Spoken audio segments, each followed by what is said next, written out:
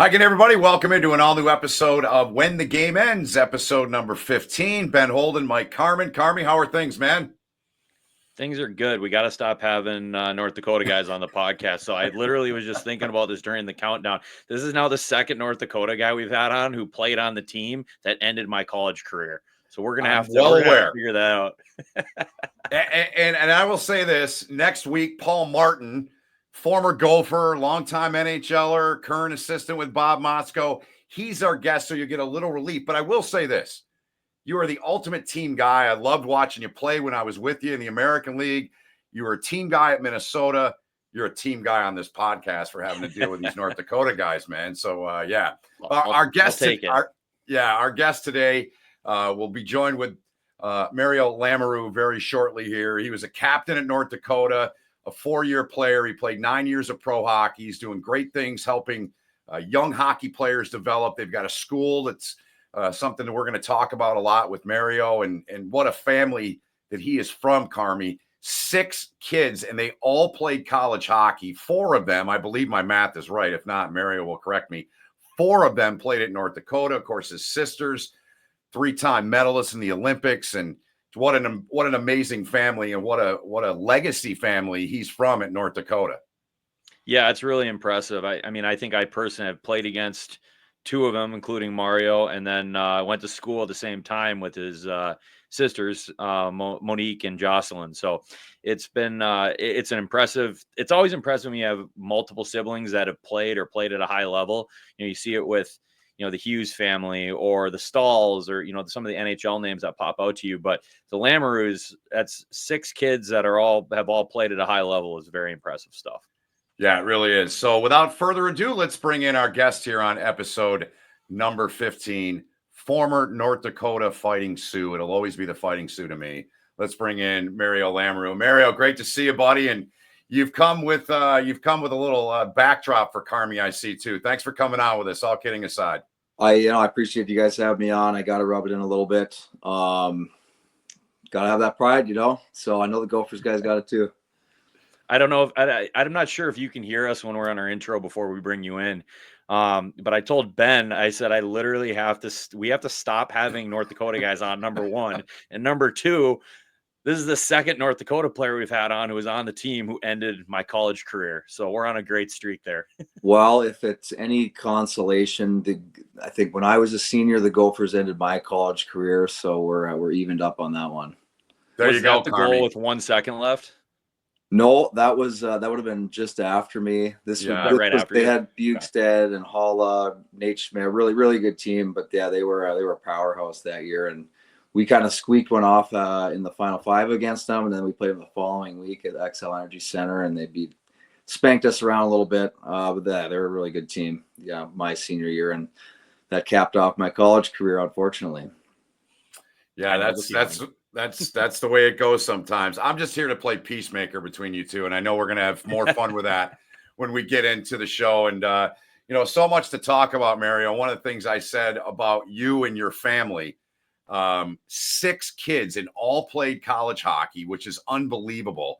You may be able to add to this. So I used to work with a woman that was an All-American at Georgetown. Sheehan Stanwyck is her maiden name. Sheehan Stanwyck Birch is her married name now.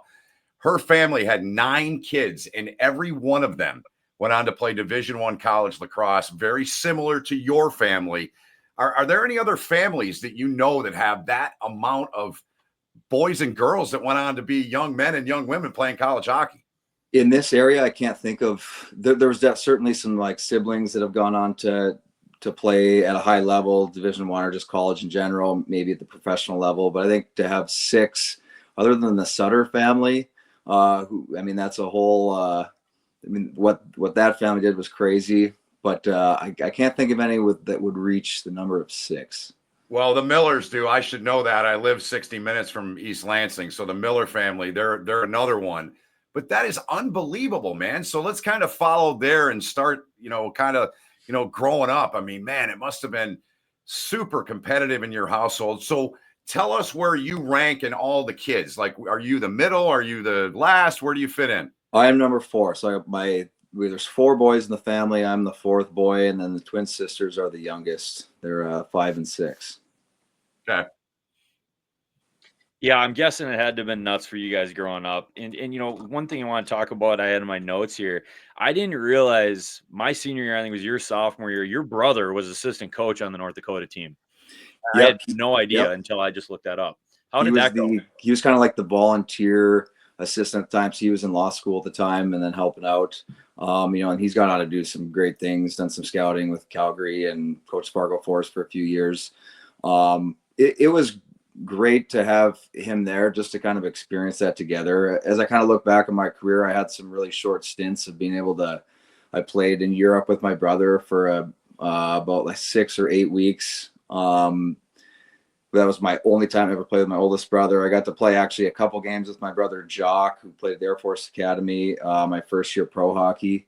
He was actually kind of like we were going to play up in Alaska, and he was stationed there at the base, and we needed like an extra player, so they had him come and join us for a weekend. But then get to kind of just be around my brother. Obviously, that coach-player relationship, even though he's my brother, you try to definitely respect the boundaries of that, and that was never crossed. But I mean, for us to win a couple championships while he was there, it was cool to experience that. We got a picture of us holding the Final Five trophy together at my parents' house, and that's kind of a special bond I think that we have. And at the time, you don't realize how special it is until kind of years have gone by. But definitely a cool experience to kind of have had him along for the ride with me.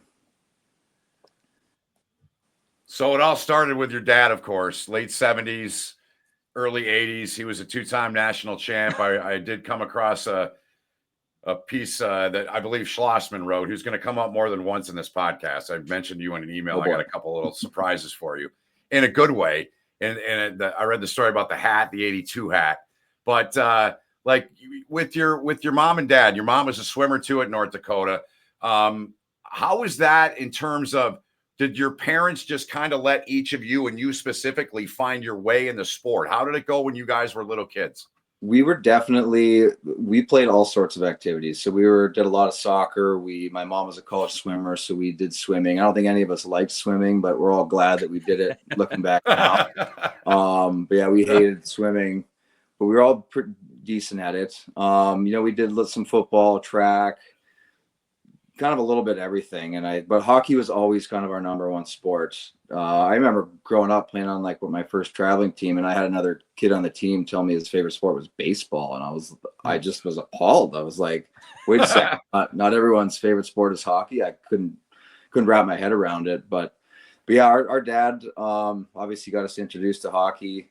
My mom was the college swimmer, but she's also a lot of people give credit to my dad for us maybe having athletic success, but I think a lot of credit goes to my mom. She was after having 6 kids, she ran 25 marathons, and really, at the time you don't even think anything of it. And now that I'm older, and after I ran 1 5K, I was like, wow, Mom, I got a lot more respect for you now. But yeah, while we were kind of in the thick of activities growing up through elementary school and middle school, she ran 25 marathons, did the Boston 5 times. And I give her a lot of credit for maybe our kind of just introducing us to kind of the commitment to just anything. And she was really dedicated to being a runner. And I think we all took pride in being dedicated to the game and committed to try and get better. And I think she really laid the groundwork for that, for all of us growing up. You talked about 2 sports where the training is just awful: swimming and running. And my wife, actually, she runs marathons as well. I think she's up to 14 right now. Oh, wow. And I mean, the running that she has to do to train for that, I am like you, Mario. I ran a 5K once, probably like 7 years ago, because my dad was in my ear because he likes to run a little bit. And so it just ended up being a competition thing. So I ran a few times to make sure I'd be able to actually finish it. And that's the last time, until trying to chase my wife one time, and I made it maybe like 3/4 of a mile. And I was like, nope, I'm not doing this. I'm not built for this. This isn't for me. But between that and swimming, I've heard the training is just grueling for swimming. So if you guys were doing that when you were younger too, you talk about getting a good base and, hard work ethic. That's it right there. Yeah, I think it's just being exposed to that at a young age was really important for just just to kind of like set the tone for yourself and like all my siblings. Really, you don't realize how lucky you were to be able to see that. And then I got to obviously be in Grand Forks and be around, the UND hockey team a lot, and you get to see that. And I remember, I was a diehard Sioux fan growing up and got to see a lot of the guys that had played there, and you see the commitment level. And actually, my mom did a lot of running at the old Ralph Engelstad Arena. She'd run around the concourse, and that I would actually run the stairs while UND was practicing, and I'd collect all their pucks. So that's probably where our big puck collection came from, was my mom would go run and I'd go run up and down the stairs, and UND team would be practicing. And you can just see how hard they worked. And I remember seeing Dean Blaze just bag skate the guys. I didn't realize why. And then you realize as you get older, like, okay, they had a bad weekend and they're getting pushed early in the week. But, I was fortunate to be able to see a lot of that stuff growing up. And, I feel very fortunate to just be around a lot of hardworking, dedicated people. So you were North Dakota through and through all the way. You always were going to be a Sioux if you had the opportunity. For sure. I mean, I was a Sioux fan from a little kid. My dad won 2 national championships in 80 and 82 at UND. He's from up in Edmonton, but then went to school there, married my mom, and stayed in Grand Forks. And I'm probably as diehard of a Sioux guy just pretty much from birth that you could probably find. I really believed in everything that the program stood for when I got there, to be part of that locker room, part of the program, and be connected to some of those people. I pretty much have green in my blood, I would say, and just took a lot of pride in playing for the program. Probably a lot like the Gopher guys that are from Minnesota. I'm sure you just grow up loving it, and you just kind of become a part of it, and just that you take a lot of pride in it. Obviously, being a hometown kid, what an honor to play for your hometown team. Yeah, we still go to games. We have season tickets. We've had them for about 5 years. And I mean, we were talking about this with Ratchik last week, Ben. And kind of help us transition into we can talk about the game ending a little bit here too. But that there's certain feelings that never go away. And it sounds like for you, like, you see the Sioux and you still have that tremendous amount of pride. Same way I am with the Gophers. But just listening to the anthem, if you're in the rink, it's hard not to go back for a few seconds and be like, God, how amazing was it that I got to do this? And like you said, you grow up watching it, live it, and now you're on the other side of it. It's pretty cool. Yeah, when my wife just reminded me about an hour ago, I had been done playing for a few years now. Maybe you're not following things quite as closely. You remove some of those emotions, maybe get removed a little bit. And I remember watching the Sioux and the Gophers play last year, and there was the stick. One of the Gophers players scored, had the stick throw up in the stands. And my wife's looking over at me like, why are you making all these faces? What's wrong with you? And you just kind of like, it never really leaves you. Maybe it goes dormant for a little bit, but I could just feel that rage build up in me. I'm like, what's wrong? You always have that, like, God, there's just something wrong about those Gopher guys. So never really felt the way. And then I played with Jeff Frazee, former Gopher, over in Europe, and I was like, what? I always thought they were all bad guys, and they're not that bad. They're real people too. So it's funny to look back. You're very, especially when we were playing, the rivalry was probably, as high as it had ever been, and it was just fun to be a part of that. It really was. And we talked about this. Sorry, Ben. We talked about this with Chris a little bit too, but it was something where those games, like, there was a different lead up to them every week. It didn't matter if one of us was in first, the other one was in eighth, whatever it was. That weekend always had a different feel in the practices leading up to it that week. And I remember, and I still say to this day, the toughest barn I've ever played in on the road. You guys were a different team at home. I don't care. Like, you were a different group, and the first period was just an onslaught. It's like you guys were 10 feet tall out there skating 50 miles an hour. It was always crazy.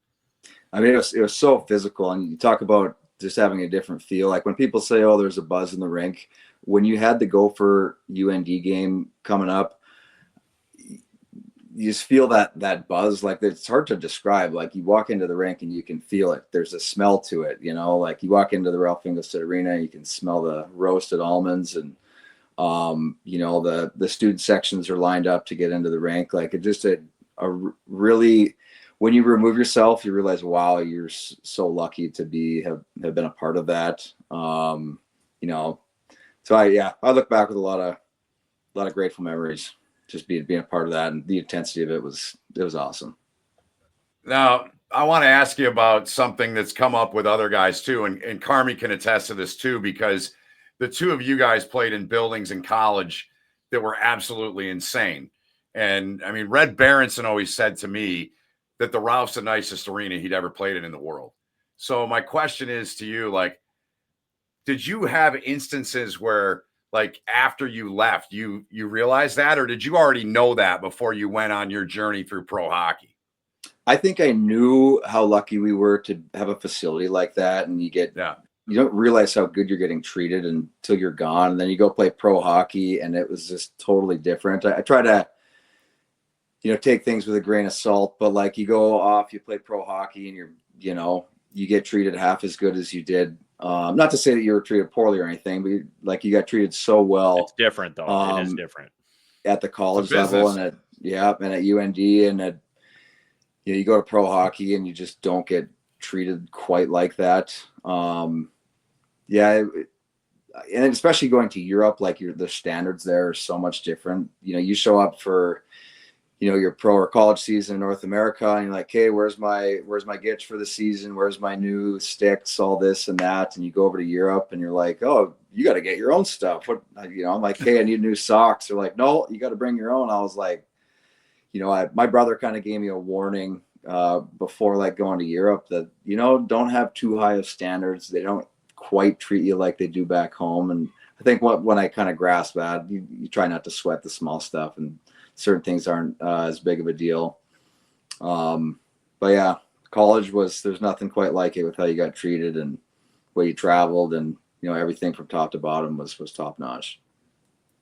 Yeah. You made a good point. We weren't treated poorly, but I remember setting foot, and this is where I met Ben in Lake Erie. So it was about a week after I lost to you guys, not even.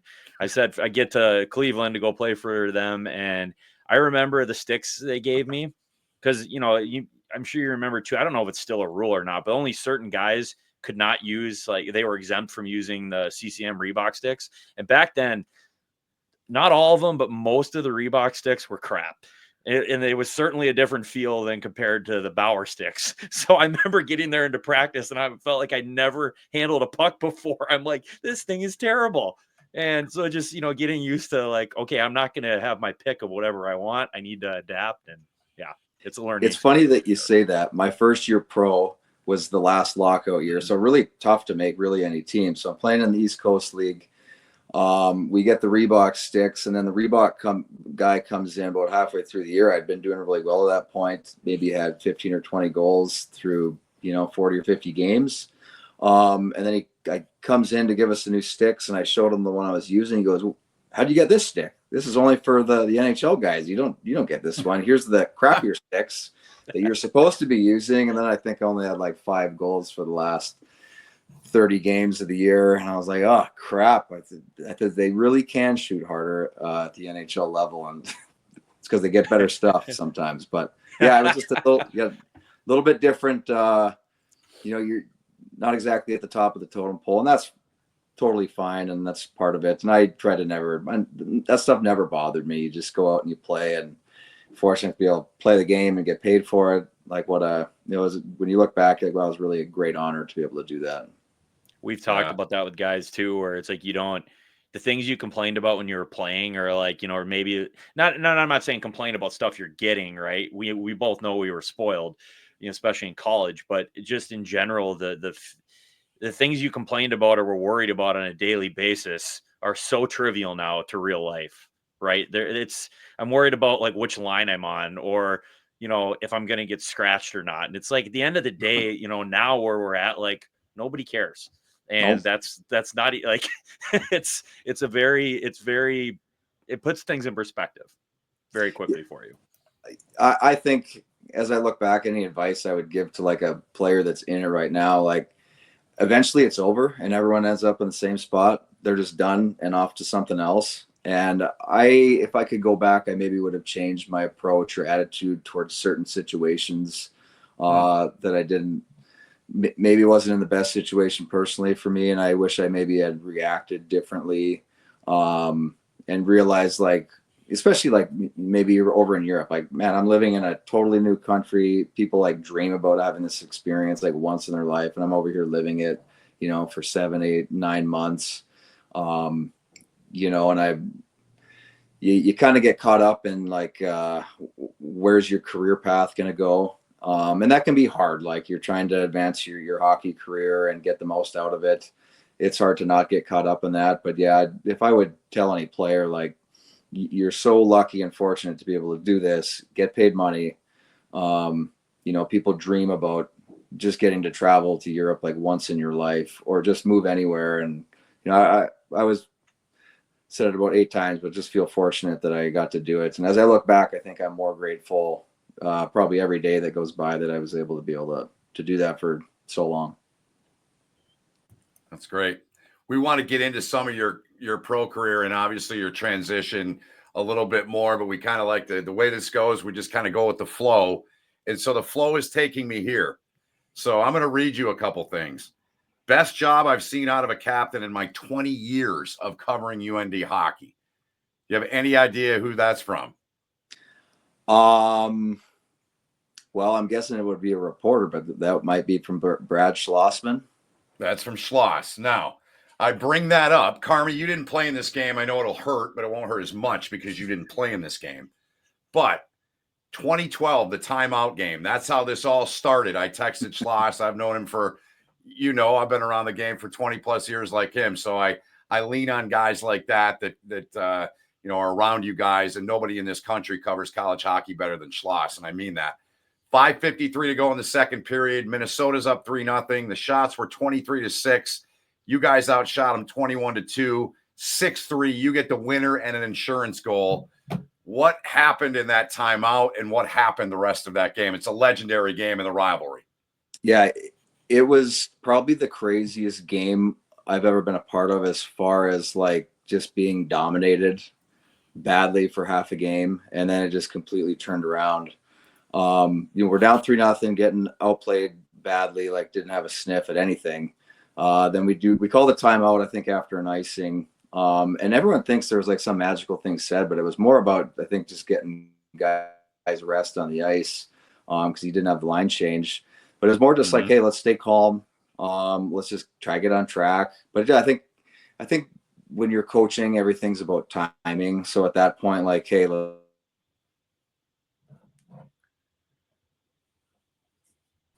regroup. And then, we pot one at my mindset was, if we get one before the end of the second, I think we got a chance to stay in the game. So we score. Derek Forbert scores at the end of the second. And then we, in the locker room for the second intermission, am I allowed to do you say a swear word? You can. That's yes, loud. You're fine. Oh, okay. You're fine. But yeah, the one thing that was said after, like, the coaches came, gave their meeting, everyone's pretty quiet and like down. And Ben says it was me, but I think it was him. He's like, why the fuck not, boys? And it was just a very calming, and for whatever reason, that comment just kind of loosened everybody up. And, so then at that point, for the next like week, as we went into the rest of that game and the other regional games the following week, everything was like, why the fuck not? Let's go. So, and it was kind of like more of a like, why not go out there and lay it on the line? And that was, everyone calls it the timeout game, but a lot of the guys on the team still refer to it as the why the fuck not game. Got it. One more thing on that, Carmi. So this is also from Schloss here, Mario. He said that, I'm reading right from the tweet or the text. He said that team had zero business doing what it did. Mario had every guy on that team bought in.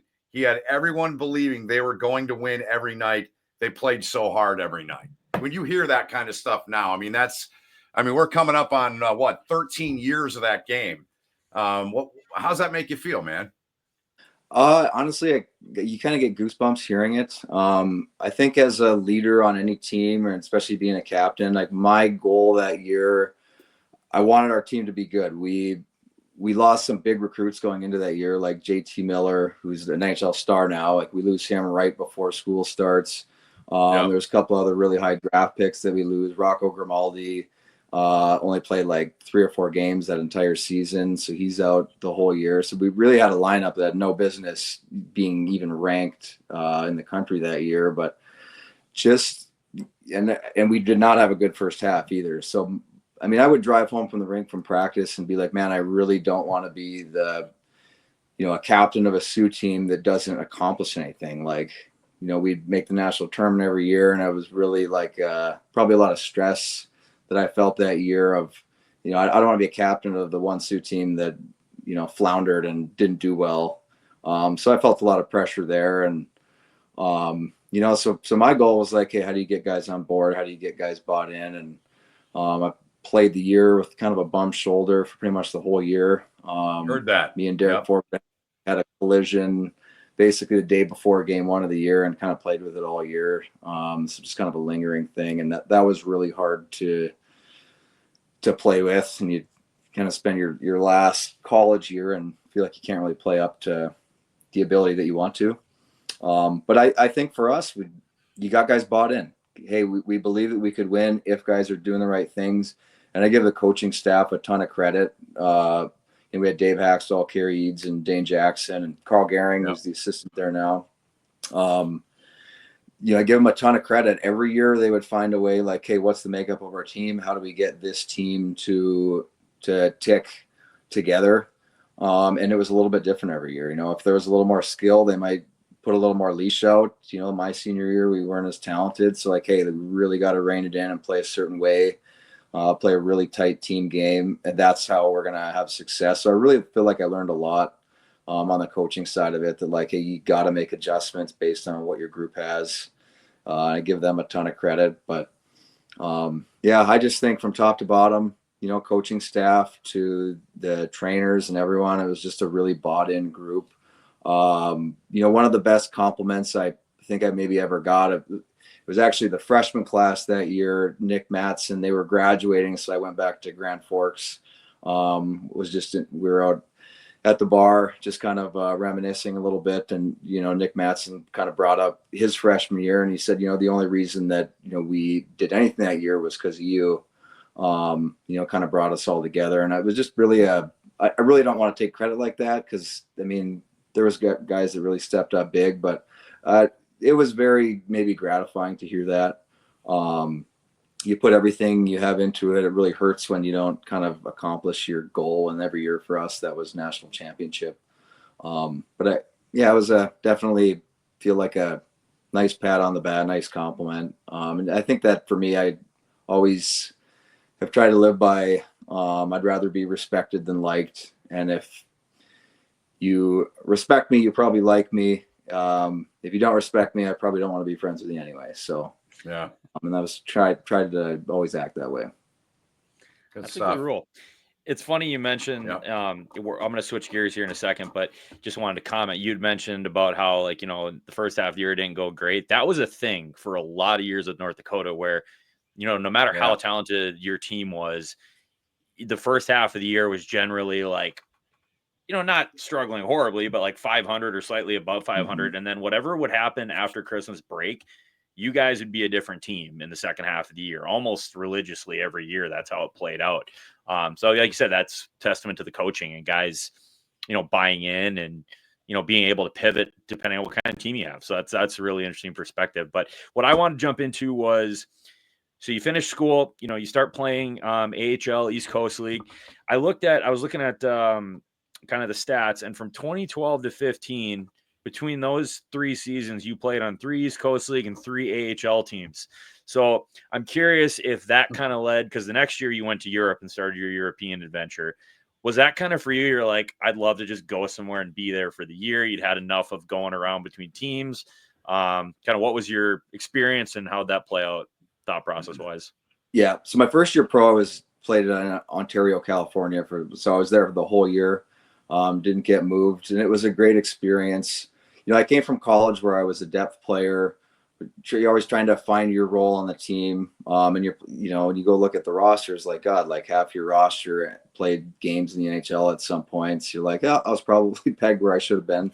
But I was like, this Brock Nelson guy, like, what's he doing ahead of me? But yeah, it's and then like go to my first year pro. So you're trying to find your game, and there was kind of a couple, I'd always been working on my craft, trying to get better, working on things, trying to figure out how to score more, find that offensive confidence.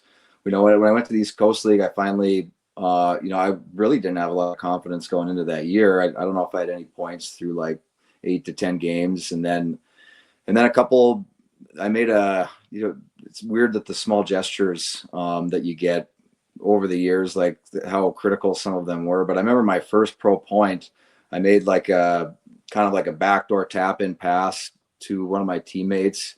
And I couldn't believe that I made the play because I just didn't have that confidence like through college and that I started my pro career. And I remember my assistant coach, Mark Hardy, walks down the bench, and he played like 15 years in the NHL, coached for a long time.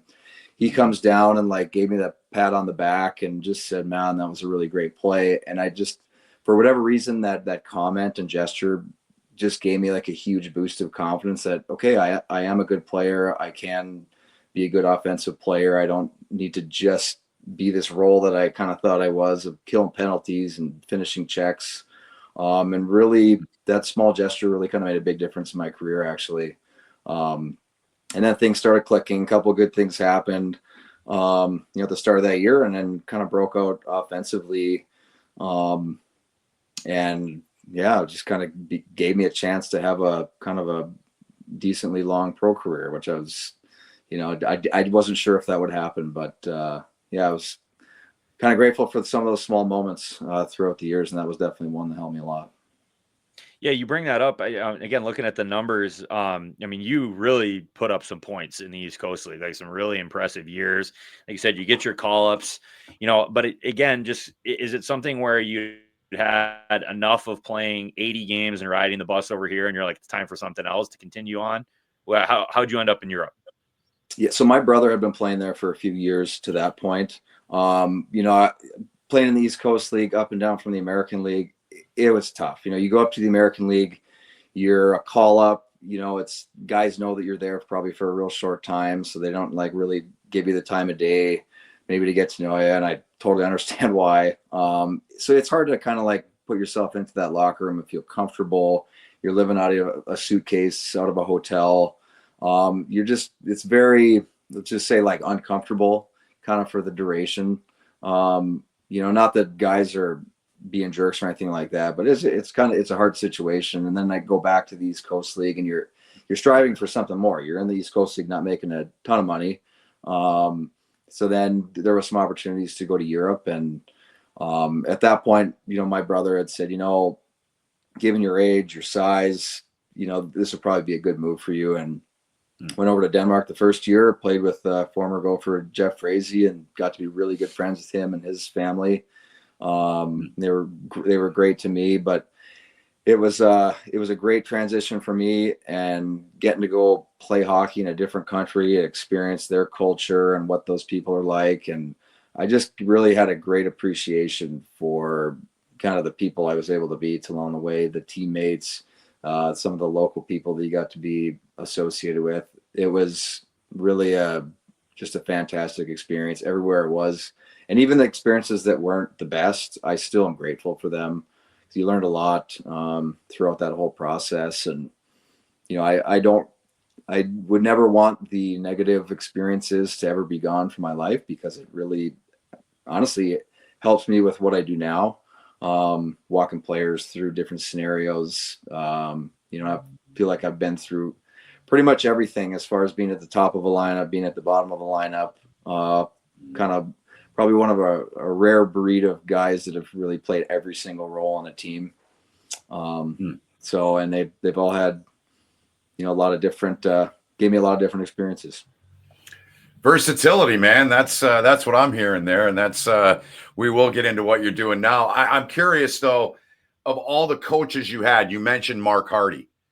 did he make the biggest impact on you, or were there other guys? And if so, who were those guys that maybe made an impact on you with maybe things that you still carry with you today and with the coaching now? Is there anybody that left a mark on you that way, Mario? Oh, there's a lot of guys. You could go even to my youth days growing up, like a former UND guy that sadly passed away this last year, but named Rob Mahalka was my youth coach growing up. Another guy, sadly, that passed away was actually former UND football player, played for the NFL Jets, named Greg Lotus, had a huge impact on me, more as a mentor, not necessarily as a hockey coach. And then obviously like Dave Hackstall, Dane Jackson, Kerry Eads, UND coaching staff, they're just phenomenal. Just to learn from. They taught you discipline. Dane Jackson was one of my favorite coaches ever. Just such a deep passion for the game. And, a lot of the way I try to deal with players now, a lot of that comes from him, and just some of the things he did and his approach really, it made the game fun. And, but he was still hard on you, and those were some guys. And then like in my pro career, like Mark Hardy, and Jason Christie was my first pro head coach, but they, the kind of first guys that really gave me an opportunity to play. So I always am grateful for that. And then, one European coach I had that I really liked playing for was a coach I had in Denmark named Mark Peterson. Played some games with Montreal and Philadelphia, I think, back in the day, but he was a great coach, gave me a great opportunity to play. And, I enjoyed playing hard for all those guys. Yeah. You talk about, coaches that have an impact on you, and you talk about coaches teaching you to be versatile, right? And for you having the experience of kind of playing, all these different roles growing up. I feel like I was very similar. Like I was a depth player as I got older, but when I was younger, that wasn't the case. So you kind of you feel for a little bit of everything. And, I coach as well, not full time like you're doing, but it's one of the things I struggle with the kids the most is, they all are sitting there watching the YouTube highlights of whatever guy's doing this ridiculous dangle. And we talked about someone, Ben, I forget who, when we got into the coaching stuff, and it's definitely, I'm mentioning it's a pet peeve of mine, because it's like, guys, like that's great and absolutely have fun doing that kind of stuff, but you have to work on so many other things in your game, because not everybody's going to be the guy with the puck on their stick and scoring all the goals. Like you have to learn how to do everything else. You can't cut corners, you can't cheat, and it's only going to benefit you being able to fit in. You hear about it with NHL players who were studs their entire life. They get to the NHL, their first round draft picks, and they're like, hey, I'm not going to be the guy. How do I find a different style of play that's going to keep me here? So that was interesting that you brought that up. Just touching on what you were saying, like players ask me all the time, hey, what do I need to work on? And I'm like, well, you're 12 or you're 14 or you're 9. You need to work on it. And actually Brent Sutter, who my brother played for up in Red Deer, I asked him the same question when I was 16 years old. And I said, what do you think I need to work on? You just watched me play. He's like, you need to work on everything. And he's like, you're not bad at anything, but he's like, you're at an age of development where you should be working on everything. And that's really the advice I give to everybody. Like you might be a better shooter than you are a skater, but you should still be working on your shooting. It should never stop. And I think what a lot of people, they try to put a sole focus on maybe one area, and that's totally fine, but you should be working on everything all the time. You should always be trying to get stronger. You should always be working on your conditioning. You should always be working on your hands.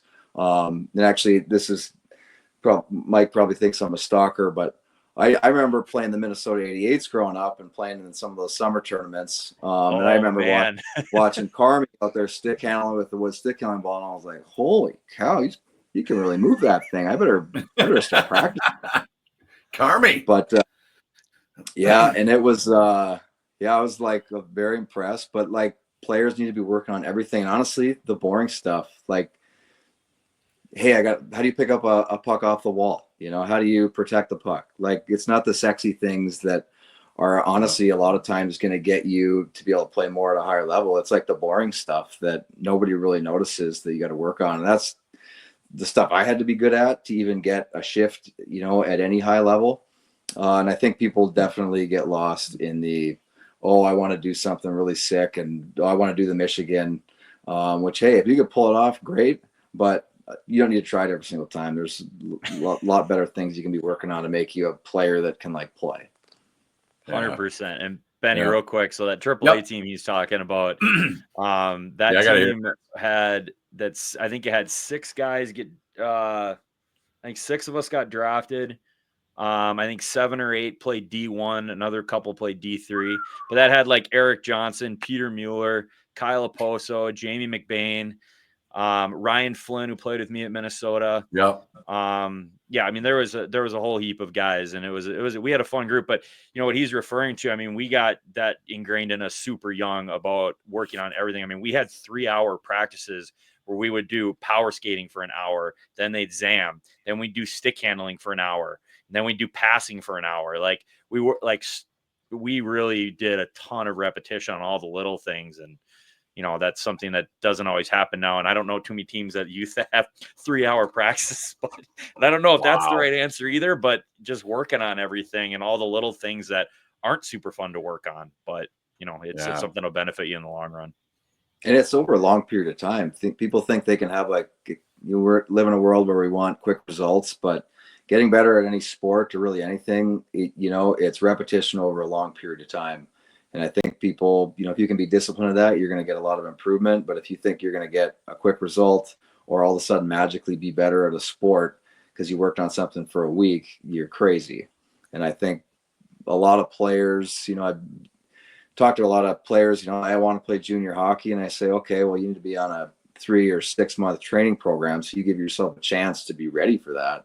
You don't think you can go skate 7 times and all of a sudden you're magically going to go light it up. Like, give yourself a chance to be ready, for a tryout camp or to be ready for a season, to give yourself a chance at success. And I think a lot of kids, unfortunately, they don't have the discipline to do that, but that's what you have to do.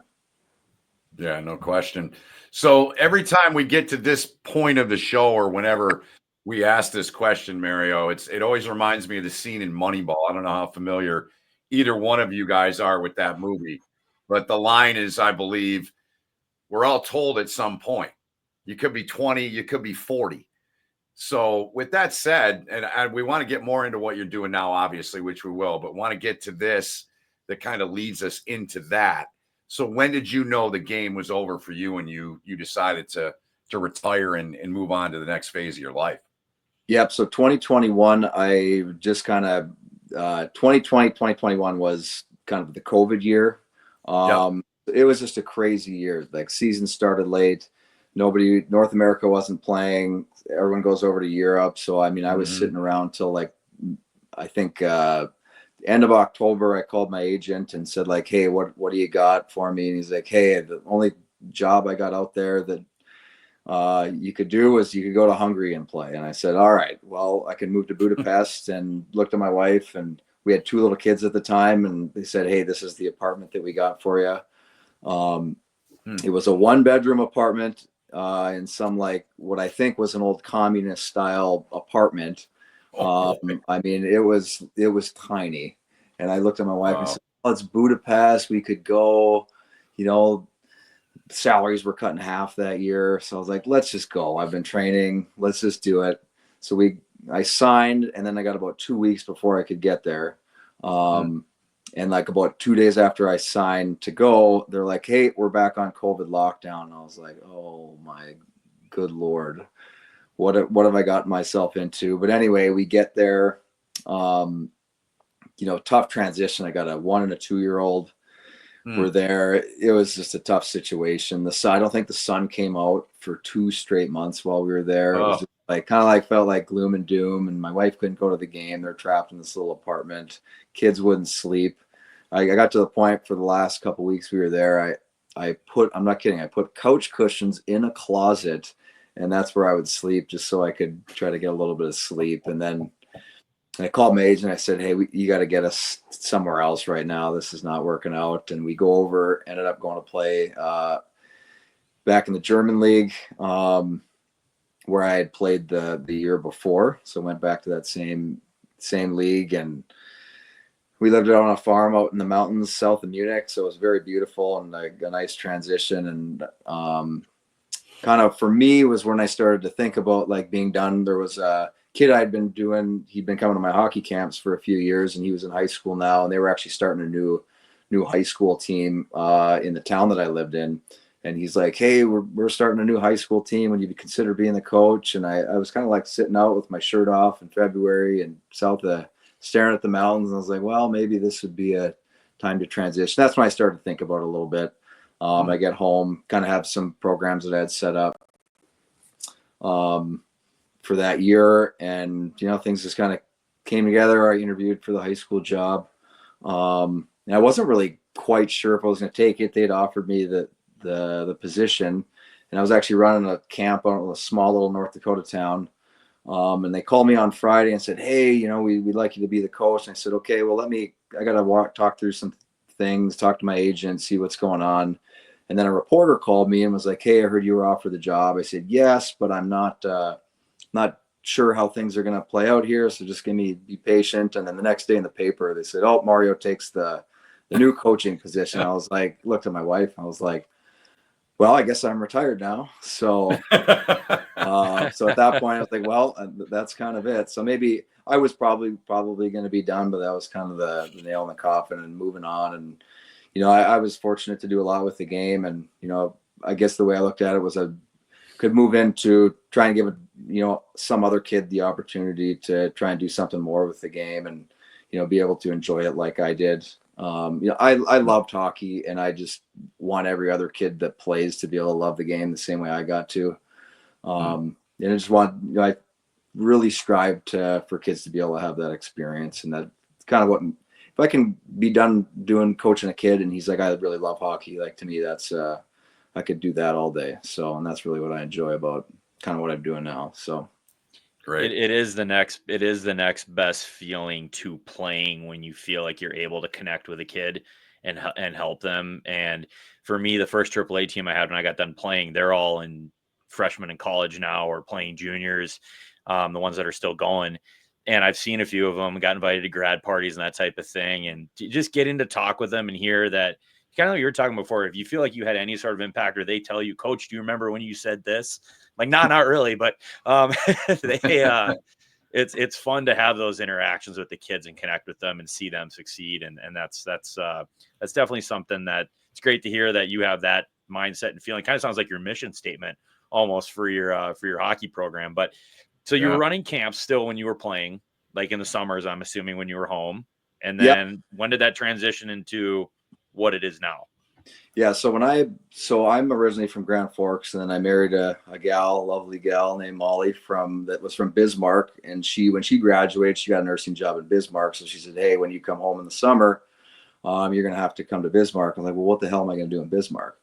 Who am I going to train with? At that point, I'm training at Rockland Arena. I'm surrounded by NHL guys, great trainers, like guys that are really dialed in. And I go to Bismarck. And I showed up to the rink and I was like, where's all the hockey? Like, what's going on? And I remember I called the rink and I said, hey, can I book some ice for the summer?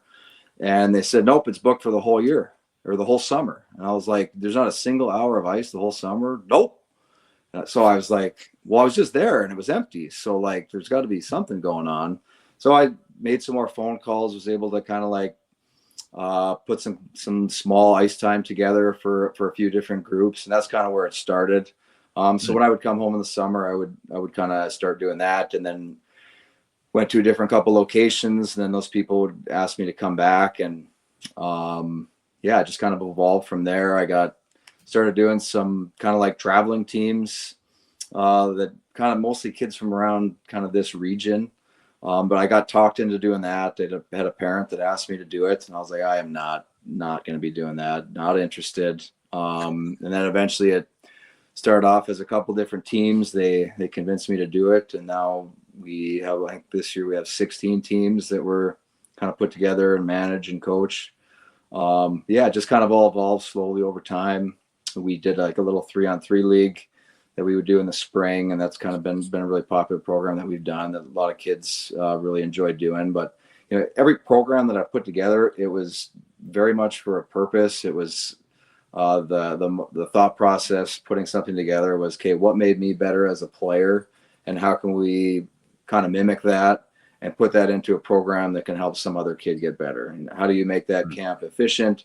How do you, allow kids to get reps? How do you provide, good coaches for those players? And so try to put all those things together. And like as a player, you work your whole life to prepare. And, for me on the coaching side, I kind of work all year to try to prepare and make sure things are ready to go. So when, the ice time starts or the game starts, everybody's ready to rock. How, as far as the off ice stuff goes, I'm always curious about this because obviously we grew up playing, we trained our whole lives. I mean, I don't know if you were like me where it's like, yeah, like I know what's generally a good exercise and what's not for what you're trying to do. But I mean, things have changed so much since we played, right? We're not doing the Olympic lifting anymore, like lifting as heavy as we possibly can, like none of that stuff. So who did you go to, because you have an off ice program, it looks like based on the website set up now, who did you go through to kind of put all that together? Yeah. So when I started that, I was actually working for a company. When I retired, they'd kind of talked me into working for them. And then actually the youth club came to me and said, hey, we would really like you to kind of start your own. We got this building. We would really like you to take it on. And would you start your own gym? So I was like, wow, God, I really do not want to do that. So they probably spent about 3 or 4 months. The landlord convinced me to take it on. So I was really, really hesitant to take that on at the time, but kind of glad that we did. But yeah, the youth club was kind of the one that convinced me to do it. And the whole thought process behind that, for the training was, okay, what made me better as a hockey player? What experiences can I take from the different teams or different trainers or coaches that I had that helps for a hockey player? How do they get better? And my whole thought process is, how do we make them better conditioned in the gym? And it's been a really fun experience to do that. More so because we had the camps before, but that would be a little sporadic. And now you can kind of take something and be like, hey, no, this is a consistent training program.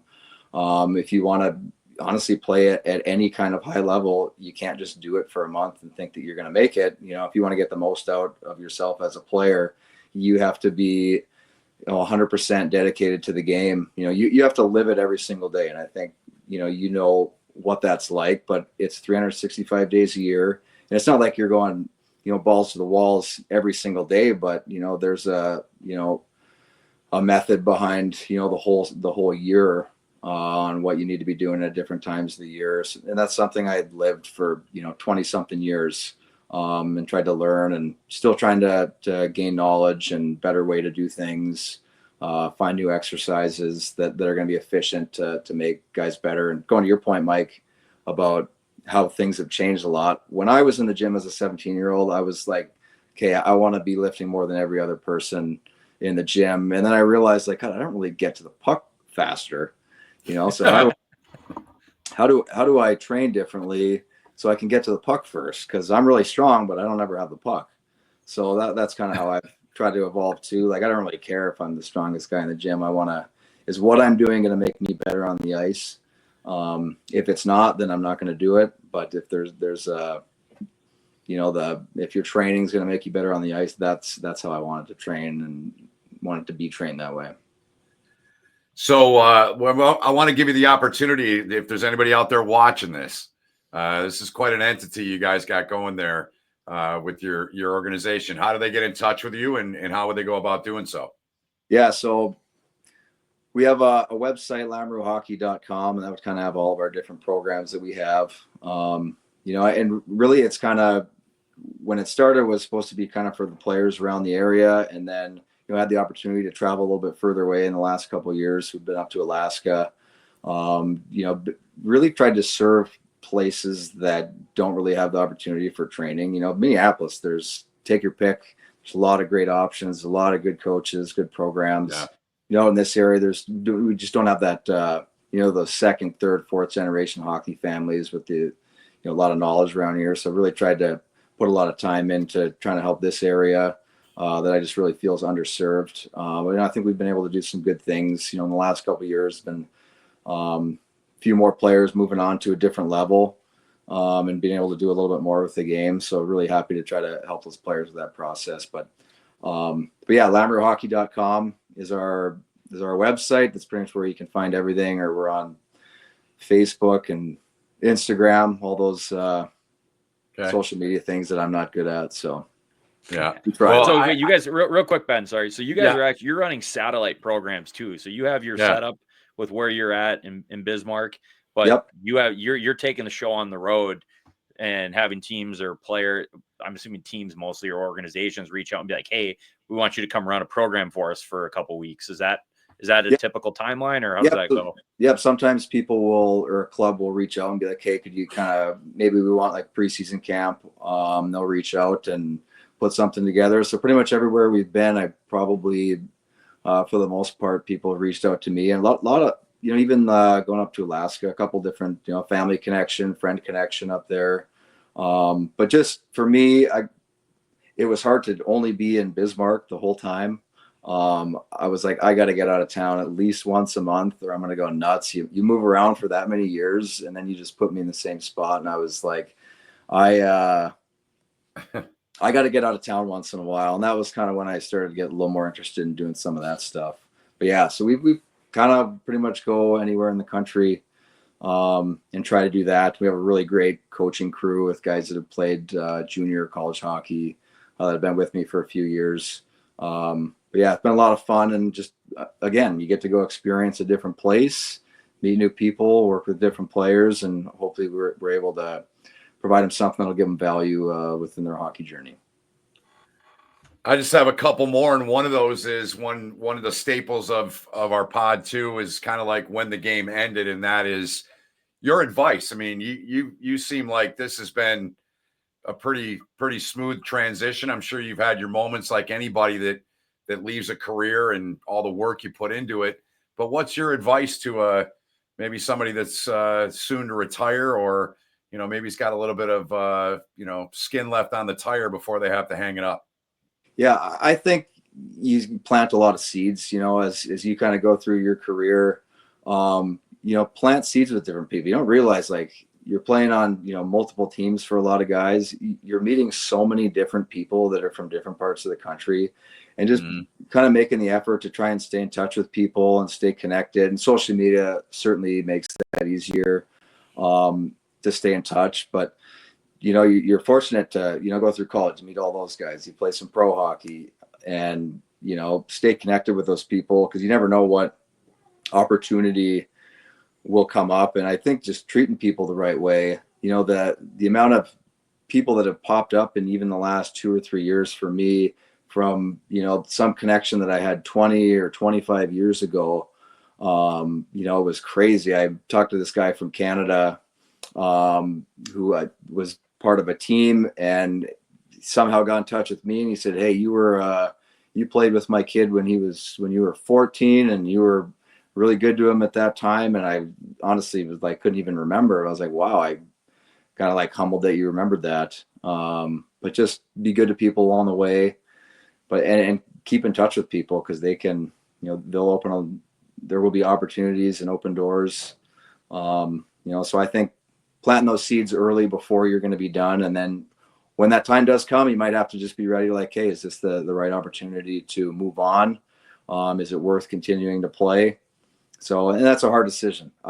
For me, when I was done, I probably grieved for like 3 or 4 months. To me, it honestly felt like when I think about, maybe someone close to me that's passed away, you have, some grief. And for me, I had a really hard time if I was, alone. And I go back to feeling grateful. I would think about someone that helped me in my career, and I would think about them, and I'd feel a little bit emotional. And then that probably lasted for 3 or 4 months before I kind of was, ready to really move on. And, it was hard for me, for sure. Yeah, it's definitely, grieving is a good way to put it, because, we've, again, the more each episode we do, certain themes come out and everything, but, you've worked so hard at one thing, and you never thought about anything else, really, right? I mean, you were running your own camps, a little bit different, but I was, I'd work hockey camps and stuff in the summer, like for a couple weeks, do random stuff.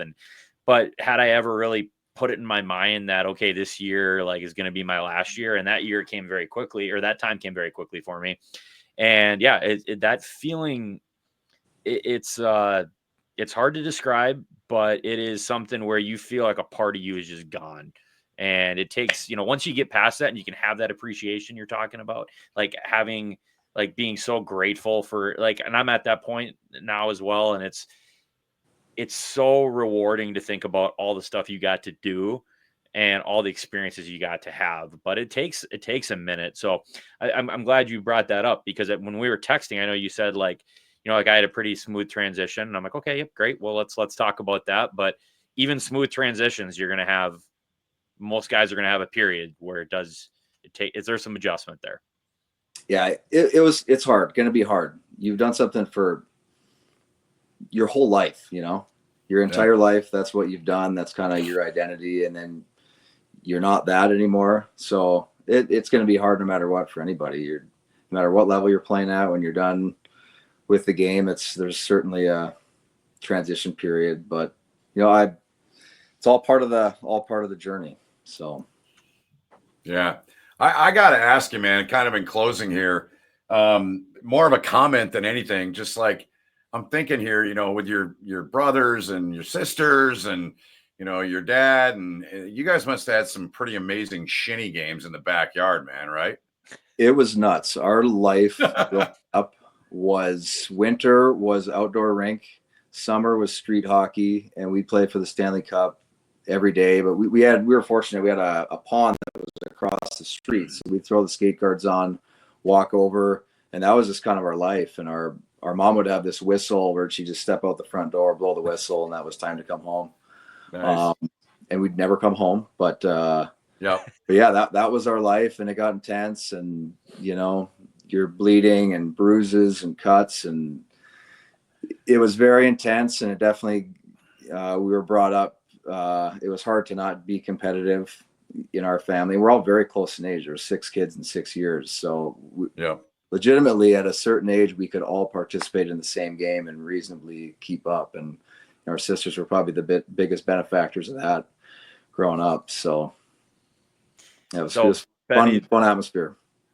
Benny, so this is actually a perfect transition, talking about playing on the pond and beating each other up. I had put this in my notes as something I wanted to bring up at the end. So we have Gigi Marvin coming on in a few weeks, and it led me to, which I completely forgot about. I was doing some research,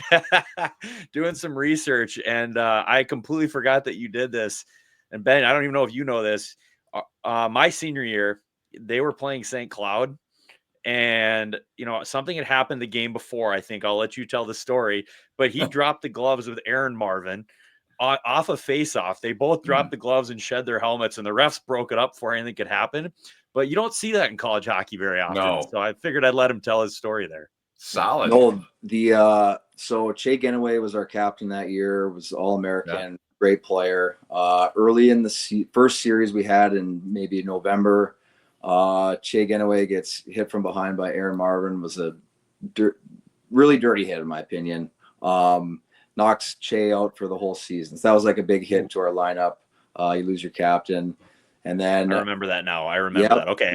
Leading up. So then it must be about 3 months later, we play St. Cloud again. And I had fought a little bit in junior. And I definitely kind of like tried to thrive in that role a little bit. And then I realized later in my life that I'm probably not big enough to do that anymore. But at the time I liked it. And then, so we're leading up to the St. Cloud series, and I went up to Hackstall early in the week, and I said, hey, if you're going to send anyone after Marvin, I said, I'm going after him. And he said, okay, I'll let you know. So then we play the Friday game. Our team's kind of been struggling at that point. We've been playing good hockey, but just couldn't win. We go to play the Friday game. I think we lost 3-2, probably a 1-goal game. Played well, but again, didn't win. And then about 10 minutes before we go for warm-ups, Hack comes up to me in the hallway and he said, hey, I'm going to send you tonight. And I said, just let me know. So we're about 5 minutes. I think probably about 5 minutes into the game. Our first line's out on the ice, and then he sends me out. And I was like, well, this is probably my only time to be on the first line this year, so I'll take my shift. But I go out there, and he said, go. And we dropped our gloves, and that was kind of our way to try to settle the score. And it's crazy. It's like the fight that never happened because there wasn't a punch thrown, but They it happened just long enough to get a cool picture, which I should probably figure out a way to get that blasted on my wall. It's kind of cool. Yeah. But yeah, and then we went on to I think we won the game like 8-1 and went on like a 10 or 11 game win streak after that. And you talk about trying to find some value in the lineup, and for me, it really wasn't probably scoring goals. So like, what value can I bring with the role that I'm in? For me, it was trying to step up for a teammate and call it retribution or whatever you wanted. A guy knocked our guy out, and I wanted a piece of him. And I certainly don't hold any hard feelings or anything like that, or maybe a little bit, slightly, some small feeling. But yeah, it was. And then I got suspended for nothing, and they said, "Well, Hackstall didn't technically break any rules, but this is our way to suspend Hackstall." So I got suspended. So I got to know. I believe you played with him. I was pretty tight with a captain like you later down the road with Steph Patton, the general. He was my guy, man. He was my guy. And every time he would do it, it leads me into this I'm sure Minnesota's got what they're saying, Michigan State. But every time he would finish an interview with Shireen, he would say, "We just got to go out and play Sioux hockey." So I suppose that was an example of that, right? Absolutely. That was kind of like the Dave Hackstall era was like tough, gritty, hard hockey, and all teams played that way. We were definitely a team built to win a 7-game series. But yeah, it was, we wanted to be the toughest team, not necessarily like going and beating people up, but we just wanted to be a team that played really, really hard. And I think he got to talk about being bought in, and we certainly were bought in to try to play that way. Yeah, and I think if there was a record to be set for the most fights in a decade of teams, or 15 years, whatever you want to call it, I mean, you could basically, it was almost 100%. If there was a college hockey fight going on, North Dakota was involved in it. You're probably right. Yep. Oh man, well, good stuff. Mario, this was awesome, man. We really appreciate you doing this with us, and taking it relatively easy on Carmi. So, and vice versa. So that's, it's all in good fun now, right? So, well, you know what? I can, now that I've played with a couple of Gopher guys, I know that they are good guys. So we can put it in the past, except for game day. So, right on. Well, hey, real quick on that note. Yep. I have from an inside source, like, I know the contract got renewed for the Gophers to play the Sioux again starting next year. And I heard the game might be in North Dakota, and I've been talking with some buddies. I've never seen a game from the Ralph, right? Obviously, you gotta go. So if that happens, I'll let you know. And if you're able to swing over, maybe we talk some shit to each other and have a beer or two before the game. I would absolutely love that. We should get both sides to come in, and we'll get some fights in the stands going. Love it. I got to fly in for that too, man. I got to be around for that. I'll hang out with Hennessy. Oh, I love Tim. What a guy. And he's been around since my dad's been around. So I know he has. I'm very close with him. So, man, this has been great. I'm sure we could go on for another hour here, but thanks again for sharing, your story and the highlights and your transition out. And it's great to see you doing so well, man. And that's terrific. Keep coaching them up. And thanks for doing this with us. Yeah. Appreciate you having me on, guys. You guys are doing a great job. I really enjoy listening to, the other guests you've had on. Thanks so much. For Carmi, Ben Holden saying thanks so much for watching our 15th episode. Next week, a Minnesota Golden Gopher coach and former player, Paul Martin, will be our guest.